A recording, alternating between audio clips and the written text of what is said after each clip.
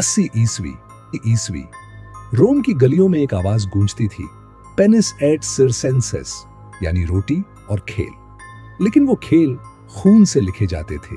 Colosseum, जहां 50,000 लोग बैठकर इंसानों को मरते देखते थे, ताली बजाते थे, हंसते थे।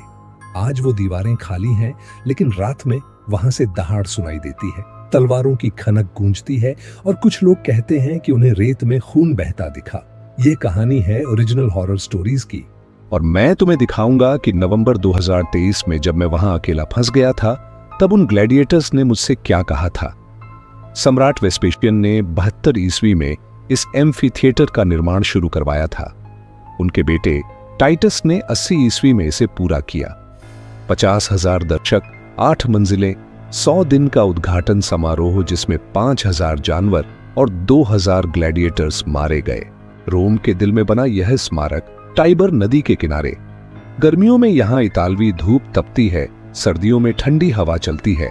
पत्थर की दीवारें, टूटे हुए मेहराब और नीचे वो भूल भुलैया जहां गुलामों को रखा जाता था। यह सिर्फ मनोरंजन का केंद्र नहीं था, बल्कि मौत का बाजार था। यहां गुलाम, कैदी, ईसाई, सबको शेरों के सामने फेंका जाता था। तलवारें चलती थीं, खून बहता था और भीड़ चीखती थी। क्या पत्थर कभी भूलते हैं वो खून? 1,000 ग्लैडिएटर्स हर साल यहां मरते थे। उनमें से कुछ को दफनाया जाता था, लेकिन ज्यादातर को सीधे टाइबर में फेंक दिया जाता था। जानवरों के शव भी यहीं छोड़ दिए जाते थे। कहते हैं गर्मियों में रोम में बदबू इतनी ज्यादा होती थी कि लोग घरों में बंद हो जाते थे। 23 ईस्वी में आखिरी खेल हुए, कोलोसियम बंद हो गया। सदियां बीती, भूकंप आए, पत्थर गिरे, लेकिन दीवारें खड़ी रहीं और उनके साथ रहीं वो आत्माएं, वो जो कभी नहीं गईं। क्या मौत हमेशा अंत होती है? अब बात बदलती है। अब मैं तुम्हें सीधे उस रात में ले जाता हूं। नवंबर 2023 में रोम में था, एक कॉन्फ्रेंस के लिए। शाम को मैंने सोचा कोलोसियम देख लूं। मैं अकेला गया। 5 बजे बंद होने वाला था। मैं अंदर घुसा, तस्वीरें ली, फिर मैं नीचे वाले हिस्से में चला गया, वो भूल भुलैया जहां ग्लैडिएटर्स रहते थे। अंधेरा था। मैंने फोन की टॉर्च जलाई। दीवारों पर पुराने निशान थे, खरोंचों के, जैसे किसी ने नाखूनों से खुरचा हो। मुझे एक अजीब महक आई, खट्टी, तेज, जैसे पुराना खून। तभी मेरे फोन की बैटरी डेड हो गई। पूरा अंधेरा। मैं घबरा गया। मैंने ऊपर जाने की कोशिश की, लेकिन रास्ता नहीं मिल रहा था। हर तरफ एक जैसी दीवारें। फिर मुझे दूर से रोशनी दिखी। मैं उस तरफ गया। एक मशाल जल रही थी दीवार पर, लेकिन कोई उसे पकड़े नहीं था। मैं रुक गया। तभी मुझे आवाज सुनाई दी, पैरों की। भारी जूते ताल में चलते हुए, मार्च करते हुए। मैंने पीछे देखा।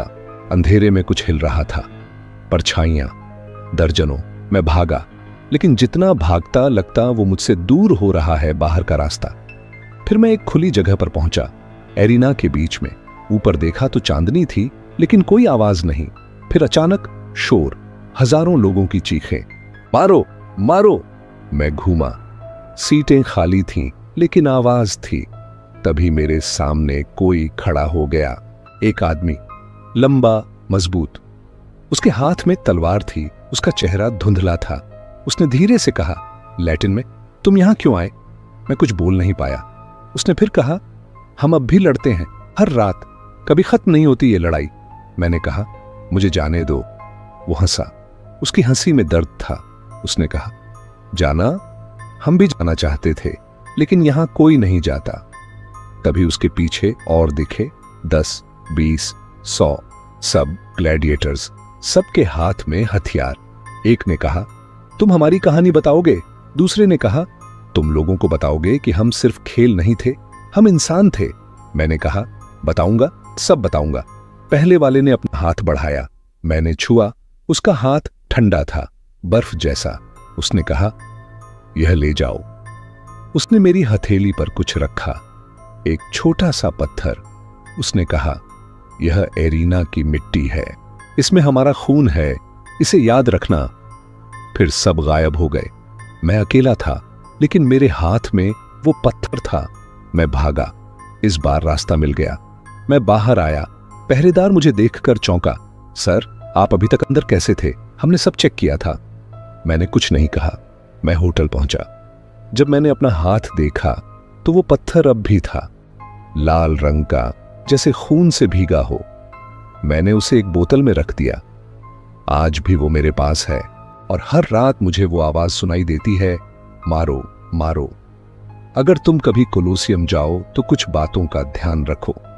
बंद होने के समय से पहले बाहर निकल आना। नीचे वाले भाग में अकेले मत जाना। अगर तुम्हें मशाल दिखे जो खुद जल रही हो तो उसकी तरफ मत जाना। अगर तुम्हें मार्चिंग की आवाज सुनाई दे तो खड़े रहो, हिलो मत। अगर कोई तुमसे बात करे लैटिन में तो सुनो, समझने की कोशिश करो, वे दर्द में हैं। अपने साथ एक सफेद कपड़ा रखो, शांति का प्रतीक। और सबसे जरूरी, अगर कोई तुम्हें कुछ दे तो लो, वो उनका आखिरी संदेश है। कोलोसियम की कहानी सिर्फ इतिहास नहीं बल्कि उन लाखों लोगों का दर्द है जो मनोरंजन के नाम पर मारे गए। अगर यह कहानी सच लगी तो लाइक करो। यह मुझे दुनिया के अंधेरे कोनों से सच निकालने की शक्ति देता है। शेयर करो ताकि और लोग जाने कि कुछ जगहें कभी नहीं भूलती। ओरिजिनल हॉरर स्टोरीज के साथ रहने के लिए सब्सक्राइब करो, बेल आइकॉन दबाओ ताकि नई कहानी मिस न हो। हाइप बटन से बताओ अगली जगह कौन सी हो। लेकिन कुछ सवाल अब भी बाकी हैं। वो ग्लैडिएटर कौन था? उसका चेहरा मुझे क्यों नहीं दिखा? और वो पत्थर जो उसने दिया वो सच में खून से भीगा क्यों लगता है? मैंने उसे टेस्ट करवाया लेकिन रिपोर्ट में सिर्फ मिट्टी थी। फिर वो लाल रंग क्या है? और सबसे रहस्यमय, पहरेदार ने कहा उसने सब चेक किया था। फिर मैं कैसे अंदर रहा? क्या मैं किसी और समय में चला गया था, 80 ईस्वी में, या वे 2023 में आए थे?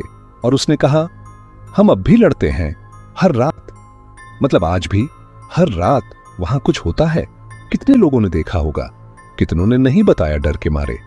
और वो दूसरा जो बोला, तुम लोगों को बताओगे कि हम इंसान थे। क्या मैं उनकी आवाज बन गया हूं? क्या यह कहानी बताकर मैंने उनका वादा पूरा किया, या अब भी कुछ बाकी है? अगली बार मैं तुम्हें लेकर जाऊंगा वापस भारत, मुंबई में, गेटवे ऑफ इंडिया, जहां 1911 में किंग जॉर्ज पंचम के स्वागत के लिए बनाया गया था। लेकिन 26 नवंबर 2008 को यहां कुछ ऐसा हुआ जिसने इस जगह को हमेशा के लिए बदल दिया। आतंकी हमला, 160 लोगों की मौत।